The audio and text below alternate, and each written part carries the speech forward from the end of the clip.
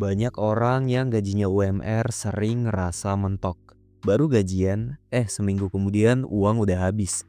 Rasanya mustahil bisa kaya kalau penghasilan pas-pasan. Tapi kenyataannya bukan cuma soal berapa besar gaji yang masuk. Yang lebih penting adalah di mana kamu mainin strategi, ngatur aliran uang, dan cari cara biar penghasilanmu bisa berkembang. Percaya atau enggak, dengan gaji UMR pun kamu masih bisa bangun fondasi keuangan yang sehat, bahkan pelan-pelan naik ke level berikutnya. Nah, di video ini kita bakal bahas langkah-langkah praktis yang bisa kamu terapkan mulai sekarang. Jadi, kalau kamu pernah mikir, gue cuma gaji UMR, gimana bisa kaya? Tenang, jawabannya ada di sini. Yang pertama, fokus tambah earning power, bukan investasi dulu. Kalau penghasilanmu masih UMR, jangan buru-buru mikirin investasi. Kenapa? Karena modal yang kecil bikin hasilnya nggak signifikan. Misalnya, kamu punya 1 juta dan berharap untung 50%. Hasilnya cuma 500 ribu. Padahal kalau kamu bisa cari side hustle yang nambah 3 juta sebulan, hasilnya jauh lebih nyata. Jadi prioritas pertama adalah naikin dulu earnings power-nya. Caranya, tambah sumber penghasilan lain di luar gaji utama. Bisa lewat freelance, jualan online, jadi tutor, bikin konten, atau kerja part-time sesuai skill yang kamu punya. Dengan cara ini, penghasilanmu bisa naik dari 5 juta ke 8 atau bahkan 10 juta. Di titik itu, kamu punya ruang lebih luas untuk saving, proteksi, dan baru kamu bisa mikirin investasi. Orang susah bukan berarti nggak bisa kaya, tapi orang susah harus rela kerja lebih keras dan lebih cerdas untuk menciptakan ruang finansial.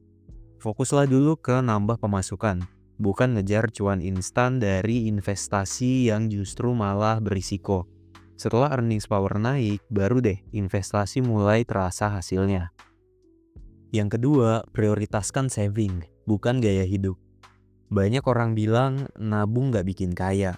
Itu ada benarnya kalau konteksnya orang dengan penghasilan tinggi. Tapi kalau penghasilanmu masih UMR, tanpa saving kamu hampir mustahil untuk bisa naik kelas. Karena saving inilah yang jadi modal awal untuk segala hal, dari dana darurat sampai investasi. Masalahnya, banyak anak muda lebih fokus ke gaya hidup. Baru gajian, langsung nongkrong, beli barang baru, atau jalan-jalan. Akhirnya uang habis sebelum sempat disisihkan. Padahal seharusnya dibalik. Sisihkan dulu untuk saving, baru sisanya dipakai buat gaya hidup. Saving bukan sekedar menabung di bank. Saving adalah cara melatih dirimu mengontrol uang, juga membangun habit dan mempersiapkan diri untuk hal-hal yang tak terduga.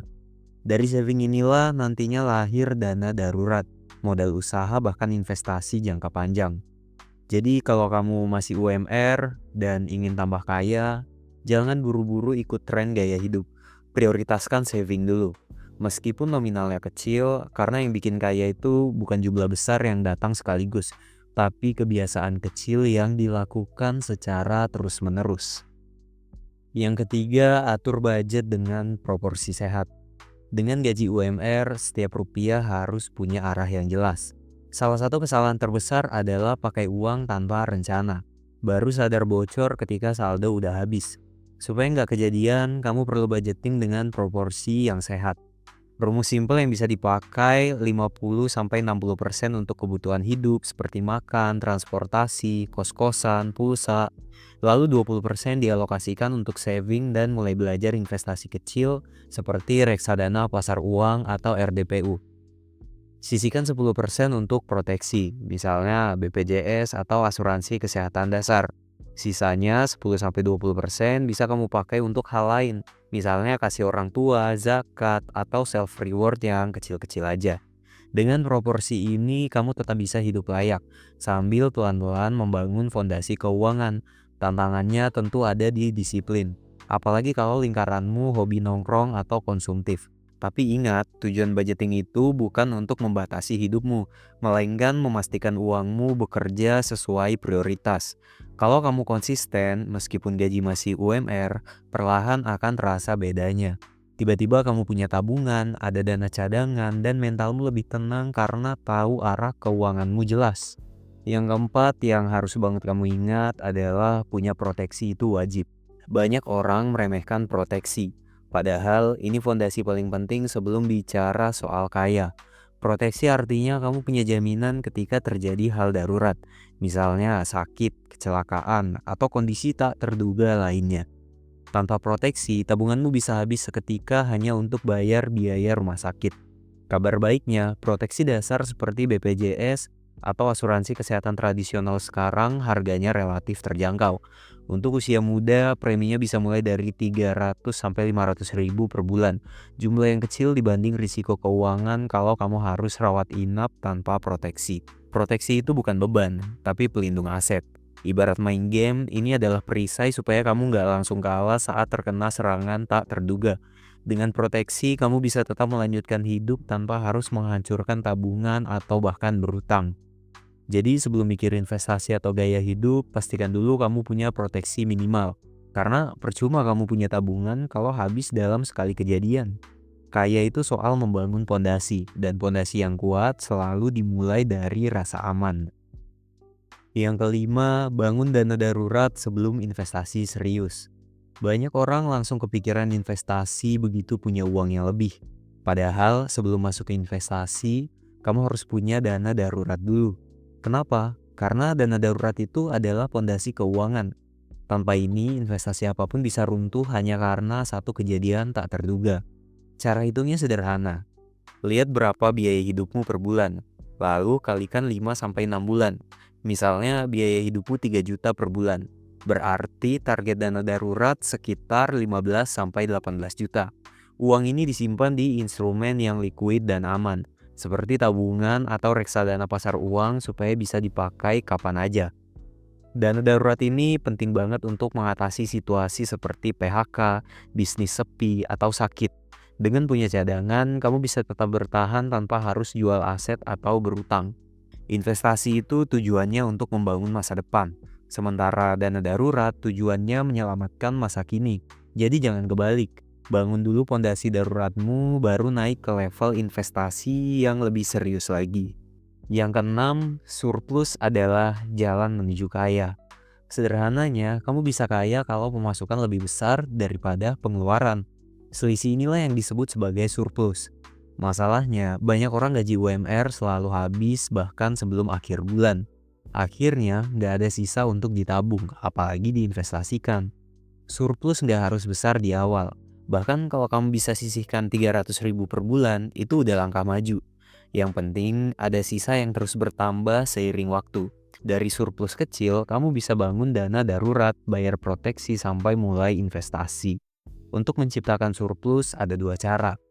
Yang pertama, tambah pemasukan, atau yang kedua, kurangi pengeluaran. Idealnya, dua-duanya berjalan bareng. Cari side hustle biar penghasilan naik, sambil kontrol gaya hidup supaya nggak bocor. Kaya itu bukan soal seberapa besar gajimu, tapi seberapa besar surplus yang bisa kamu jaga.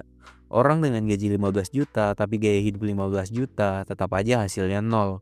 Sebaliknya, orang dengan gaji 5 juta tapi bisa sisihkan 1 juta tiap bulan, dalam beberapa tahun ke depan dia akan punya posisi yang jauh lebih kuat. Habit investasi mulai dari kecil. Banyak orang gagal investasi bukan karena nggak punya modal, tapi karena nggak pernah mulai. Mereka nunggu sampai gajinya besar. Padahal investasi itu lebih penting sebagai kebiasaan daripada hasil instan. Dengan gaji UMR, kamu bisa mulai dari nominal kecil. Misalnya 100 ribu sampai 200 ribu per bulan di reksadana pasar uang atau instrumen yang aman lainnya. Tujuannya bukan biar cepat kaya, tapi untuk melatih kedisiplinanmu. Lama-lama, nominalnya bisa ditambah seiring dengan naiknya penghasilan. Investasi yang sehat selalu pakai uang dingin, bukan uang buat kebutuhan harian. Jadi, jangan sampai demi kelihatan keren, kamu malah all in ke aset berisiko tinggi lalu panik ketika rugi. Habit investasi yang benar itu ibarat otot. Semakin sering dilatih, maka akan semakin kuat. Gak peduli kecil atau besar, yang penting konsisten. Karena dari konsistensi inilah kamu membangun fondasi kekayaan jangka panjang. Kalau penghasilanmu sudah tembus 8-10 juta, inilah waktunya untuk naik ke level yang berikutnya.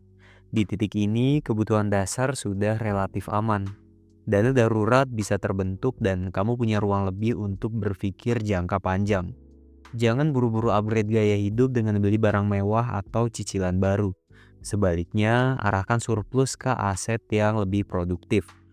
Investasi yang bisa menghasilkan uang lebih besar dan lebih stabil. Misalnya reksadana campuran, saham-saham blue chip, atau bahkan persiapan modal usaha kecil.